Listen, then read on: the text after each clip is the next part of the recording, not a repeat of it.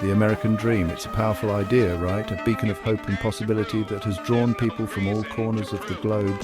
Work hard, play by the rules, and you can achieve anything. It's the promise that if you put in the effort, you can build a better life for yourself and your family.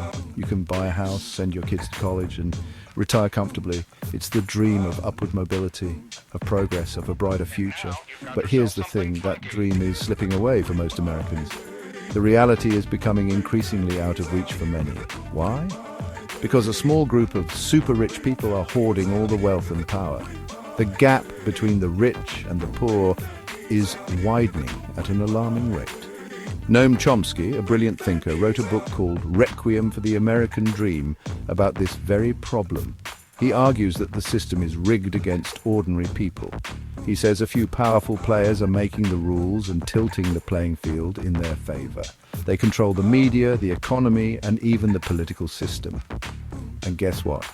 They're doing it at our expense. This isn't just about money, though. It's about power. It's about who gets to make decisions that affect our lives. It's about whether we want to live in a society where a tiny elite calls all the shots, or one where everyone has a fair chance. It's about democracy, fairness, and justice. The American dream is more than just an economic promise. It's a vision of a society where everyone has the opportunity to succeed, where hard work is rewarded, and where the rules are fair for everyone. But right now, that vision is under threat. The concentration of wealth and power in the hands of a few is undermining the very foundations of our democracy. It's up to us to reclaim the American dream, to fight for a society where everyone has a fair shot, where the rules are made for the many, not just the few. Together, we can build a future where the American dream is alive and well for all. It's time to stand up, speak out, and demand the change we need. Chomsky doesn't just complain about the problem, he meticulously dissects it, offering a clear and comprehensive analysis of how the powerful maintain their grip on society. He lays out exactly how the elites are rigging the system to serve their interests, often at the expense of the general public. The mechanisms they use are not always obvious, but they are incredibly effective. He calls them the 10 principles of concentration of wealth and power. These principles serve as a blueprint for those in power to consolidate their influence and wealth. These principles are like a playbook for how to take over a country from the inside out. Here's the gist. 1. Reduce democracy. Make it harder for people to vote and have a say. This can be done through voter suppression tactics, gerrymandering, and other means to ensure that the voices of the many are drowned out by the interests of the few. 2. Shape ideology. Control what people think through media and education. By influencing the information that people receive, the powerful can shape public opinion and ensure that their worldview becomes the dominant one. 3. Redesign the economy. Shift power to big corporations and the financial industry. This often involves deregulation, tax cuts for the wealthy, and policies that favor large businesses over small ones. 4. Shift the burden. Make the middle class and poor pay more while the rich pay less. This can be achieved through regressive tax policies and cuts to social services that disproportionately affect the less wealthy. 5. Attack solidarity. Undermine things like unions that help people fight for their rights. By weakening collective bargaining and other forms of solidarity, the powerful can prevent organized resistance. 6. Run the regulators. Make sure the people meant to keep things fair are actually working for the rich and powerful. This can involve appointing industry insiders to regulatory positions or lobbying for favorable regulations. 7. Engineer elections. Use money to influence elections and put the right people in power. Campaign contributions, political action committees, and other forms of financial influence can ensure that elected officials are beholden to the wealthy. 8. Keep the rabble in line.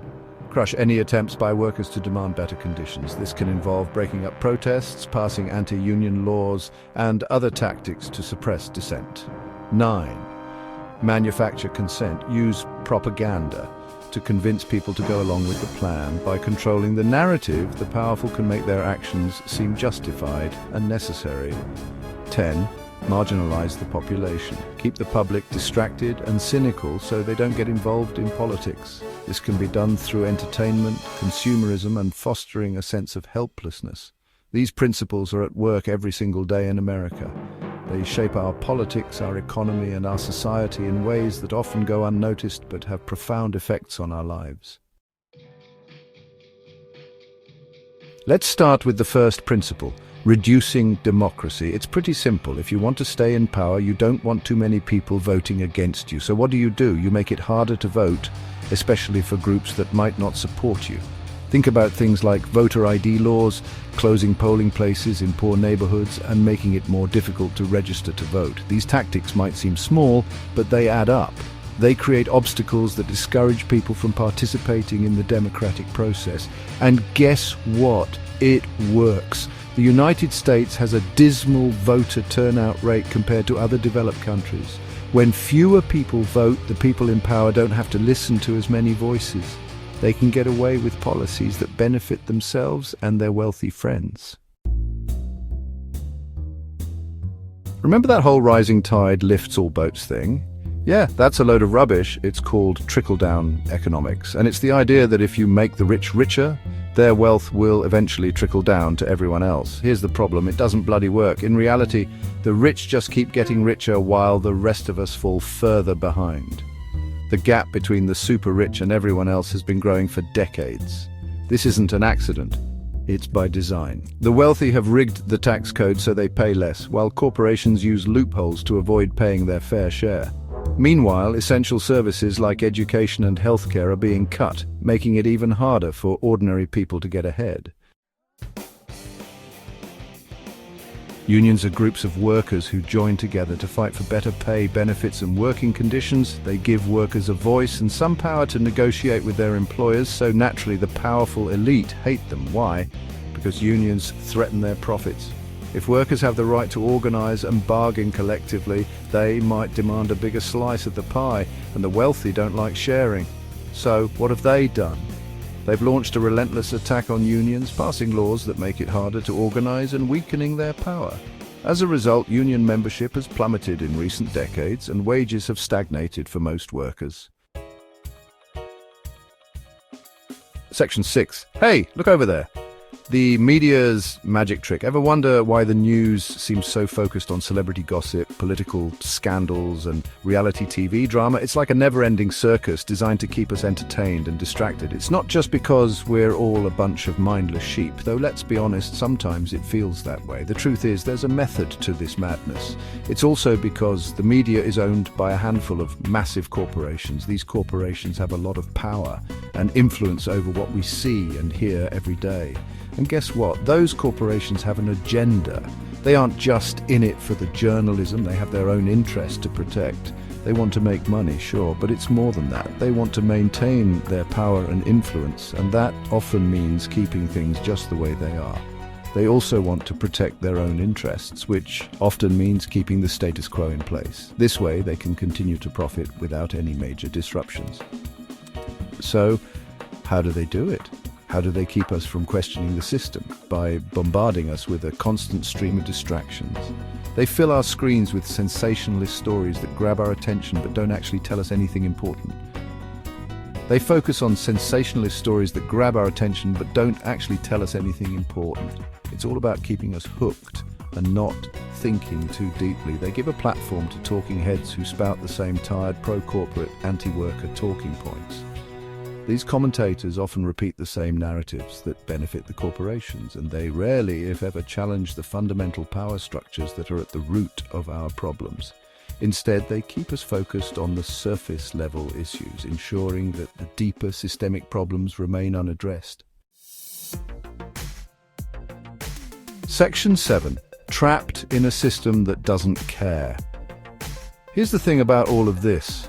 It's not just about being angry at the elites. It's about recognizing that the system itself is designed to keep us divided and powerless.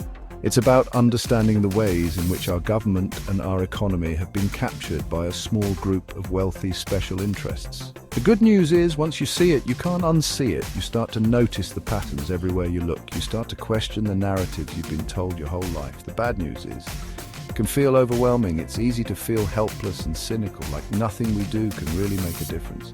And that's exactly what the people in power want us to think. They want us to stay disengaged, to stay divided, to stay distracted. Section 8. The price of apathy, a future we don't want. If we continue down this path, Chomsky warns, we're headed for a very dark future. A future where the gap between the haves and have-nots becomes a chasm.